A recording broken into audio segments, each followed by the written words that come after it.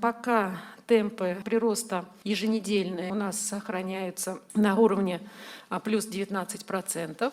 Татарстанда вирус әлегә чигенергә уйламый. 5 ноябрьдән башлап коронавирус юктыручылар саны көн сайын 200-дән дә кимеми. Соңгы тәүлектә 267 яңа очрак теркәлгән. Роспотребнадзор предприятие һәм оешмаларда тикшерүләрне дәвам итә. Коллективтагы хезмәткәрләрнең 80% прививка ясаткан булырга тиеш. 140 почти организаций проверили. Тикшерелгән 141 оешманың 16-сында бу таләпнең үтәлмәве ачыкланды. Дөресен әйткәндә, без башка саннар көткән идек. Бу таләпне үтәмәүчеләр күбрәк булыр кебек иде.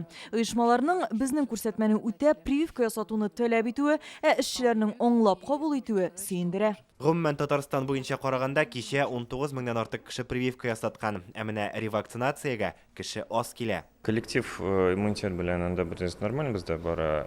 Менә ревакцинация анда 40 меңдән артык кешеләр ревакцинацияны алып барды. Но безгә тыела ул бик әз.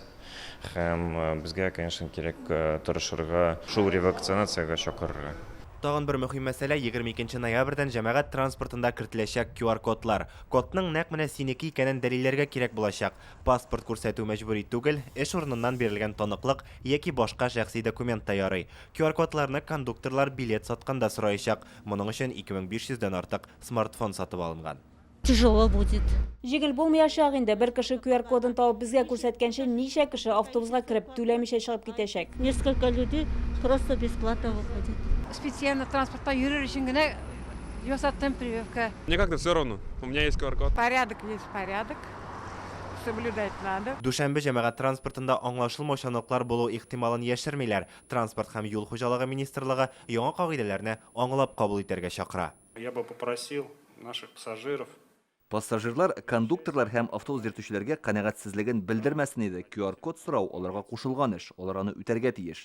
Күңелсез хәлләр килеп чыкмасын иде. Җәмәгать транспортында QR-кодларны киләсе дүшәмбедән тикшерә башлыйлар. Әгәр дә код булмаса, пассажирларга 30 мең сумга кадәр штраф салына. QR-кодны тикшермәгән өчен кондуктор вазифаи зат буларак 50, транспорт оешмасы юридик зат буларак 300 мең сумга кадәр түләргә тиеш була. Россиягә килгәндә инде 3нче көн рәттән коронавирустан үлүчеләрнең рекордлы саны теркәлә. Соңгы тәүлектә 1254 кешенең гомере өзелгән. Бүген Татарстан буенча да яңа күңелсез статистика билгеле булды. 2021 елда республикада ковидтан 6 йөкле хатын-кыз һәм 17 табиб һәлак булган. Илгиз Шәкүров, Алмаз Зиятдинов, Яңа Гасыр каналы.